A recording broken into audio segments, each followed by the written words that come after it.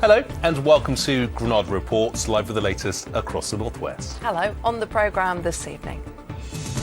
We're starting to see it and feel it now in London particularly, but yesterday particularly around Manchester. Cases of the Omicron variant grow at a staggering rate. Now 1 in 5 COVID cases here is the new strain. We're in Barrow for tonight's FA Cup clash against Ipswich, and if you're coming here, you won't need a COVID pass. Join me later to find out why. Greater Manchester Fire Service say sorry for failings in the Manchester Arena attack. But now a new report reveals the service remains unprepared for major incidents. We spend time with Burnley players who've been taking a day out of football to spread some Christmas cheer. And we chat to former EastEnders star Sam Womack about her journey into Narnia.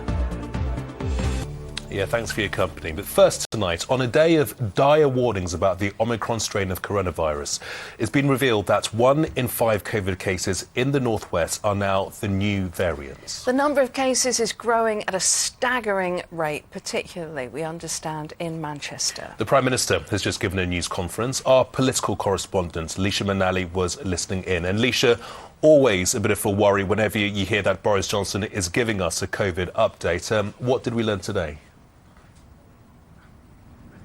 Well, having faced a considerable Conservative rebellion in the Houses of Parliament last night, the Prime Minister felt the need to come out today and face the public, trying to make sure that there's no mixed messaging about the seriousness of the situation that we're all facing here.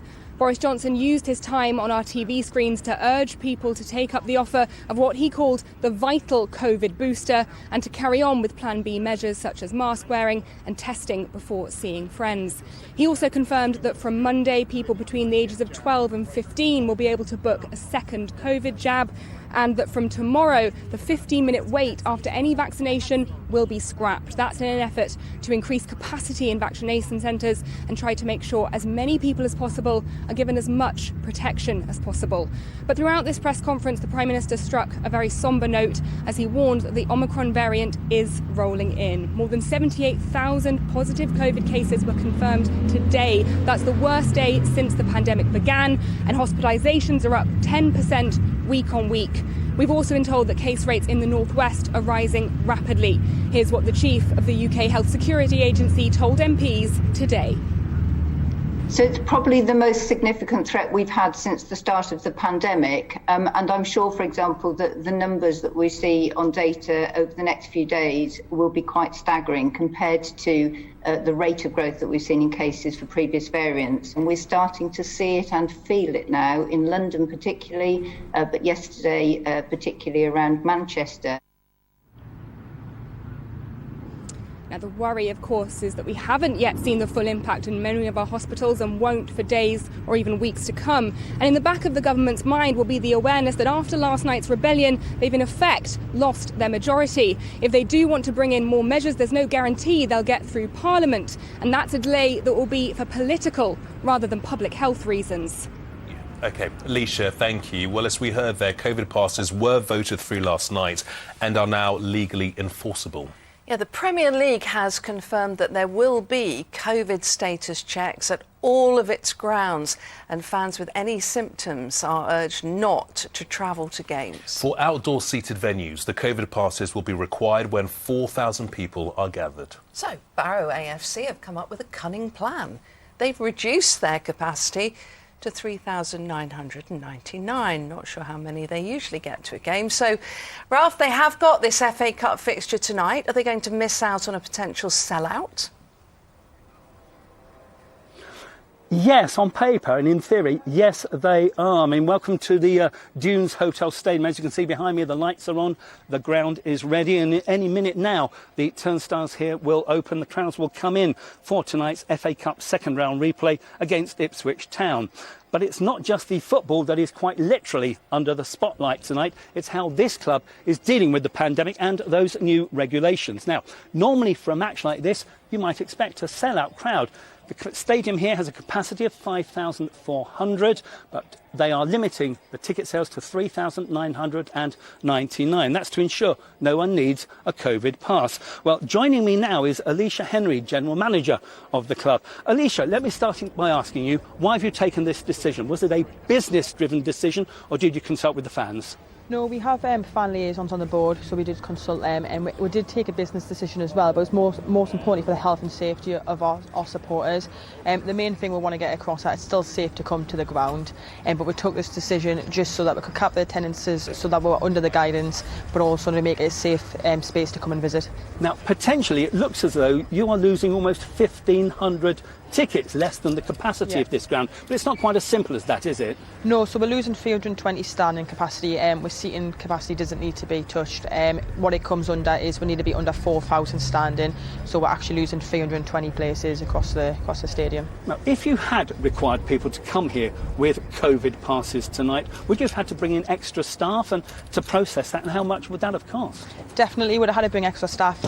It would have cost other things would have cost signage, training, kind of processes as well. So it would have put a financial strain on the club. So we took the decision as well to help the club with that. Very quickly, looking to the future, could you sustain reducing gates like this for other big matches? Again, we're only losing 320, so for us the priority is the safety of our fans. So if we have to carry on, we will do that for the fans. Brilliant. Thank you very much for your time tonight. A couple of bits of disappointing football news to bring you.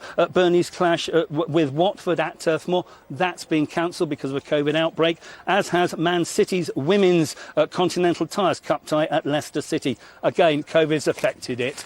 Good news is this game's definitely on. It's on ITV. If you want to see it, ITV4 at 7 o'clock. Ralph, thanks very much. Next, and Greater Manchester Fire and Rescue remains unprepared to respond effectively to major incidents, according to a new report into the fire service. At the Manchester Arena inquiry yesterday, a lawyer for some of those who died said that the fire service's response to the bomb was, I quote, lamentable. Now, an inspection into Greater Manchester Fire and Rescue has found that while the service is good at looking after its people, it requires improvement at effectively and efficiently keeping people safe from fire and other risks. And there are concerns regarding the service's ability to respond to terror attacks. Well, Andy Cook, the former Merseyside Police Chief Constable, headed up this inspection and says that the service's current terror plan is unsustainable. There's a plan that relies upon the goodwill of the firefighters to actually undertake it. That's not sustainable. It needs to be a long-term arrangement and agreement to make sure that they are providing for the communities of Manchester a service that is consists of fully trained, fully exercised firefighters involved in doing this, and one that is cost-effective to the people of Manchester. Well, we have put those concerns to the Chief Fire Officer earlier, who wanted to reassure the public that planning for major incidents is their priority. When I joined the service in September 2020, Manchester did not have a capability, a specialist team. I made that my number one priority, and the short-term focus was to reinstate that team within Manchester, which I've done, and it exists today and can be deployed 24/7 every day of the week. What the inspectors are saying is that that capability is reliant on a short-term agreement with the Fire Brigades Union, and they are telling me that that needs to be placed on a longer-term, more sustainable model, which is what I accept. But what if there is a marauding terrorist attack before that? What if there had been one in the last 4 years after the arena? The people at Greater Manchester, I want to assure them if there is a marauding terrorist attack anywhere in the city region, today, tonight, tomorrow, next week, then this service is mobilising. This service will deploy and proactively assist people who may be subject to suffering and harm as a result of that marauding terrorist attack. I mean, we're all on the same side here, aren't we? We don't want anything like what we saw after the arena to happen again, do we? Absolutely not, Lucy. What happened on the 22nd of May 2017 is simply unacceptable from a fire and rescue service perspective, and no way can that or will that ever be repeated? How hard has it been for you and other fire officers to hear the criticism at the Arena inquiry? It's been incredibly hard, Lucy. There isn't anybody in Greater Manchester Fire and Rescue Service who, if the organisation had its time again, would want to respond differently. The fact is, we didn't. We failed that night. What I'm saying today is we won't fail going forward. So what's been holding back these improvements? What I've had to do is work with the Fire Brigades Union.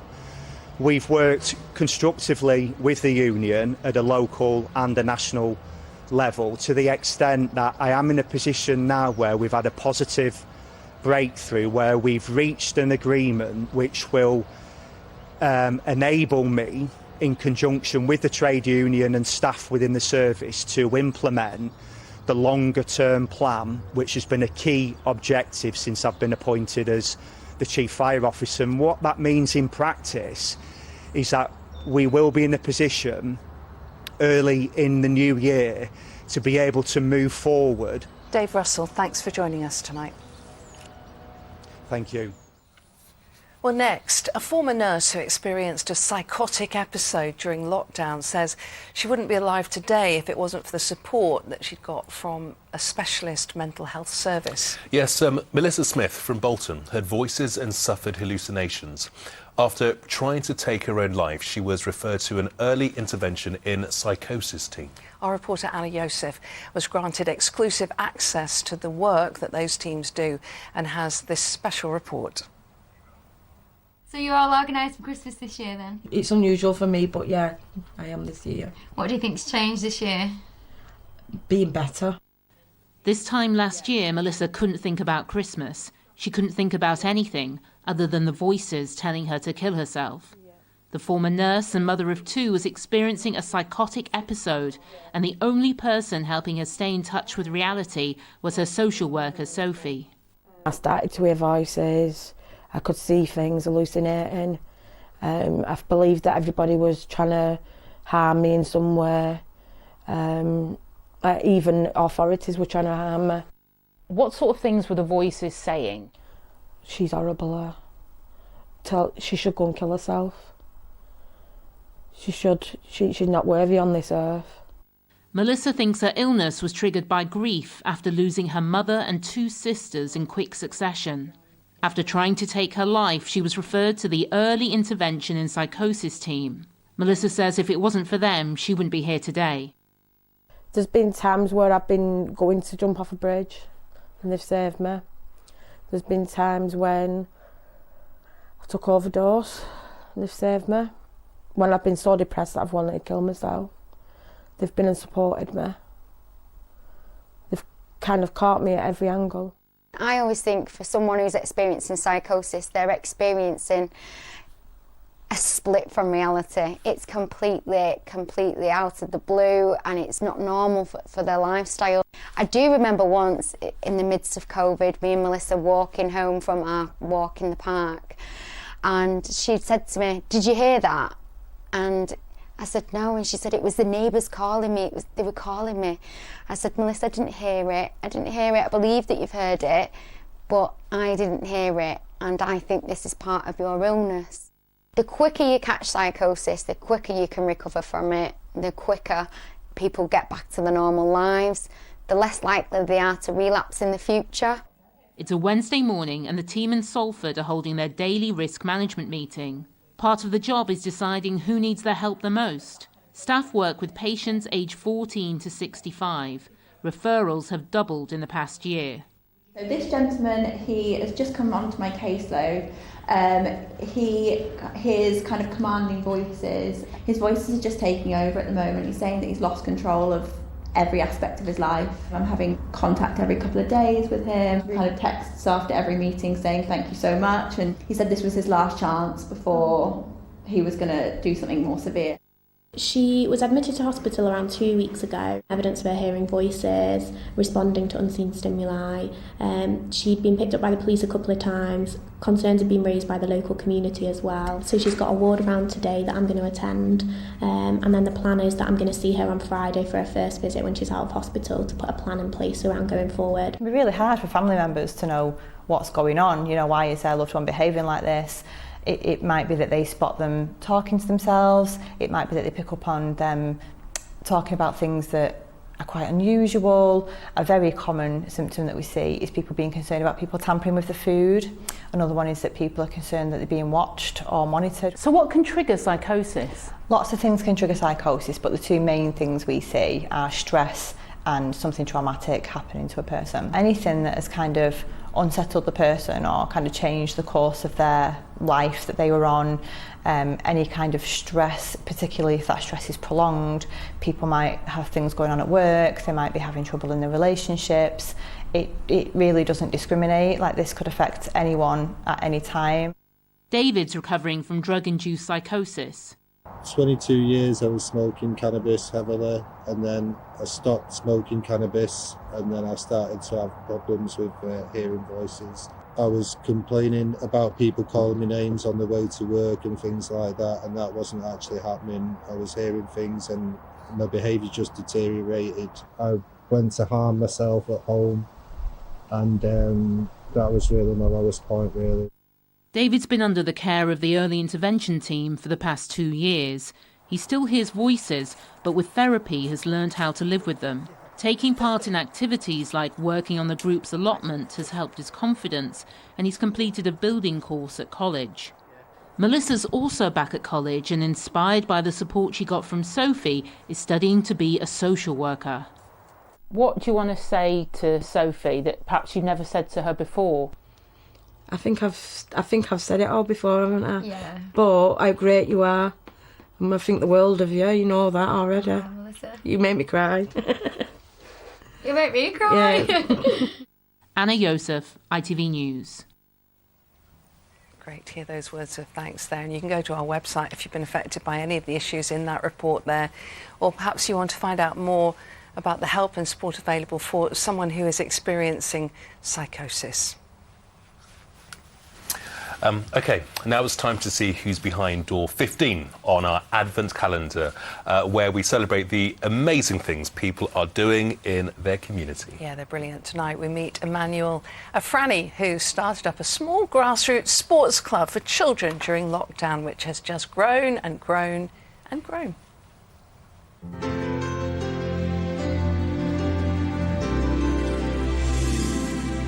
My name is Emmanuel Afrani. During the lockdown, I set up a charity called Coaching Memorial Foundation. Out of the charity has come a football club. Within a matter of a year, we've got almost 400 kids. It's been amazing. We've given the whole community a lift, and we've helped the kids' mental health. These kids ordinarily wouldn't have an opportunity to play football because they can't afford it, but we've made football affordable to them. Out of almost the 400 kids, 27 are in academies. 3 have signed already, so we've got 13 academies at the moment. I think it's great because during the lockdown it affected everyone, and it's helped with the mental health side of things for all the families. My hopes for 2022 are to grow more, to get more sponsors, and also to build our own facility. Yeah, fabulous work, Emmanuel. Sport is so important, especially during COVID, to keep people's minds active. So, yeah, great to see. Absolutely. Good work by him. Well, talking of sport, we've already heard Burnley's Premier League game tonight is off because of that outbreak of COVID in the Watford camp. So while they can't play, they have been able to deliver some festive cheer. Yeah, striker Jay Rodriguez teamed up with Sarah Agger from the women's team to make a special visit to Pendleside Hospice. Our sports correspondent David Chisnell has this report. Keep smiling with mask on, but there's no... I know why, I mean, you can't see. I don't know why, yeah. Well, your eyes are smiling. Yeah, true, yeah. Despite all the challenges, there's plenty of festive fun at Pendleside Hospice, as the nurses and patients enjoyed season's greetings from Burnley players Jay Rodriguez and Sarah Agger. Yeah, it's been really nice to meet them, to see them, and you know, and to just listen to their stories and listen to their stories about the club, about obviously here, and just having a catch up. Really, it's been really nice. We've met some volunteers, carers, and it's lovely to meet them and see what good work they're doing. And obviously for us, it's just nice to get back to the local community. And I couldn't move my feet quick enough. Well, Jay has a very personal connection to the hospice. This was where his granddad Brian was cared for before he passed away at the age of 76. Everyone in this area speaks so highly of this place, and obviously myself, not so long ago, lost my granddad, and my family. You know, we can't thank this place enough. The work they do and the care and help, and they go above and beyond. And coming back, it kind of did jar a few little, memories and stuff. But I think coming here, seeing the nurses and the people, and just being able to thank them and just for all the work they do every day is a real great thing. Just saying, yeah. The Burnley striker is now an ambassador for Pendleside. As well as vital fundraising, Jay also managed to source personal protective equipment for the hospice when they ran out in lockdown. And the nurses were keen to show him just how big an impact the pandemic has had on doing their jobs. And then you're going to a patient. No, I can't. It's really uncomfortable to put that on this head. As soon as they get an alarm to say they need to go and see a patient, they have to rush and put all that equipment that I had on. It's really difficult. It's just a credit to themselves, the family, and everyone needed help. It's like I say, it's an amazing place. We've seen the demand on our services increase as a result of the pandemic. At the same time, we've seen our fundraising being severely affected as well. It's been a really hard 18 months for our staff and for our patients as well. So it's to actually have somebody come in and take some time with them and bring a bit of cheer to the hospice has really made it special. We always stay up all the way. Yeah, that's it. Well, there was plenty of positivity from the Burnley fans on the visit, despite the club sitting in the bottom three, and Jay believes the team will turn their fortunes around. We have every confidence in ourselves, the way we work and the way we play, that we can get the results, and it's just a matter of time that we are going to go and get on this run of a winning streak, and hopefully that it comes sooner rather than later. Ahead of the festive fixtures, Jay and Sarah got to meet one more special seasonal patient. The elf may be naughty, but Burnley hope their results will be nice this Christmas. No. David Chisnell, ITV News, Burnley. On to entertainment now. About time we had someone out on the programme. Indeed. A show that's open to great reviews. It is The Lion, the Witch and the Wardrobe, a modern take on the classic story of the children who climb through the back of a wardrobe into that magical world that is Narnia. Yeah, how good would it be to have a wardrobe like that? It's all happening, complete with astonishing puppetry at the Lowry Theatre in Salford.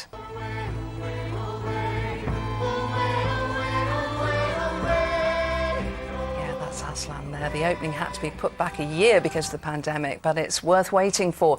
Sam Womack, who plays the White Witch, came in and told us how good it was to be back.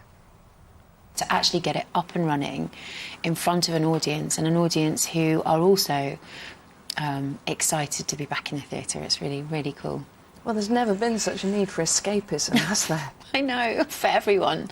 And actually, I was speaking to someone the other day, I think C.S. Lewis, his books were always based in the big questions. What does life mean? What does death mean? Why are we here? How do we feel? It couldn't be more perfect subject matter for what we're all feeling coming out of the pandemic, really. And tell me about the White Witch. Oh, she's weird. But I actually, I like the idea that she's a pained character. She's a kind of tyrant that comes from this fear of losing power and control. And she also becomes a seductress. She kind of smells out what that individual's damage is and slightly morphs into what they need, so serpent-like. And amazing costumes for you. Yeah, they're big, they're heavy. I wear one fur coat at the beginning, which is, I have to kind of walk a bit like a Fiat 500 in a large semicircle because I can't do a quick turn. They're majestic and they're I think they're quite tribal. They're not kind of too Christmassy and too sparkly. They feel like she comes from the natural world, so she matches Aslan in that respect, which is good. Talking of Aslan, what an amazing performance. The puppetry has just blown everyone away. What's it like working with puppets, though? The simplicity of the puppet is almost what wins you over. It's not too realistic where that becomes the focal point. We've got the most... And so we've got kind of three aspects of the puppetry. We've got the puppeteers, we've got the puppet itself, but then we also have the actor kind of almost playing the kind of soul of the animal who stands in front of the puppet. So you've got a kind of three-dimensional experience. They're a really beautiful group of people. So here you are, delighting all of these families and children. I hope I'm delighting them. Well, I'm sure you are. It's rave reviews all round, isn't it? Which is great. But what about your own family? You know, do you get to see them at Christmas when you're working so hard? Yeah, I just went home, and so both of my kids were home for the weekend. So I've got one in uni and one in college. So we were all home for the weekend, and I just spent more time tidying up than I had done. It was actually harder going home for 2 days. But we all get to see each other as and when. I mean, they're big enough now where they like their freedom. But we're all together for one day at Christmas, so I'll drive back from Manchester for one day. For Christmas Day? Christmas Day, but I'll have to drive Christmas evening because I don't want to risk Boxing Day traffic, and we've got a show on Boxing Day matinee. That's incredible, really. It's a tough life, isn't it? What made you want to go into acting in the first place? I don't know if I ever really made that conscious decision. I think I just... It came to me quite early, and I got lots of work and I enjoyed it. I still wonder, you know, whether it's suited to me. I kind of love aspects of it, but really find other aspects difficult. So I'm not sure if it was a conscious career decision or whether it just came to me, but I mean, I'm blessed to have it. Sam Womack, it's so nice to meet you. Thanks for coming onto the programme. Oh, thanks for having me. Yeah, she's lovely. Yeah, only together for one day over Christmas. Incredible. Tough life. Kerry's got the weather. Now that is brew weather. And only boiling what she needs. United Utilities sponsors ITV Granada weather. Big up you, sis. Hello, very good evening to you. It was a misty start first thing, certainly misty on the Mersey. A big thank you to Chris Shaw, but we did indeed see a decent dose of blue sky across many parts of the northwest today. Just a little bit more cloud to higher parts of Lancashire and quite cloudy and damp for parts of Cumbria earlier, but that system is pushing its way northwards now. Now the misty low cloud and fog will basically form a part of the story as we head into the next few days. It's mostly dry, disappointingly cloudy, the temperature's taking a dip but nothing too chilly, but average or below rather than average or above that we've had to start the week. The emphasis is on a blocking area of high pressure, and basically where it sits on Sunday it stays for pretty much the coming few days. So for the week ahead we've got a lot of dry weather to come thanks to this area of high pressure. Overnight tonight, certainly over the next few hours or so, we stick with 1 or 2 clear spells, temperatures taking a little bit of a tumble. A very patchy, rural, sheltered frost overnight tonight. Most of us escaping quite a bit of cloud into the second half of the night. The wind's light inland and quite misty and murky over higher ground. 8:23 and 3:50 are your sometimes for tomorrow. So disappointingly murky and damp over the hills, certainly over Transpennine routes, quite poor visibility first thing tomorrow. Generally speaking, more cloud around than today. There might be some thinning with some limited brightness. Still average temperatures are above 10, we'd expect 7 or 8, and the wind's lighter for all as we head into tomorrow.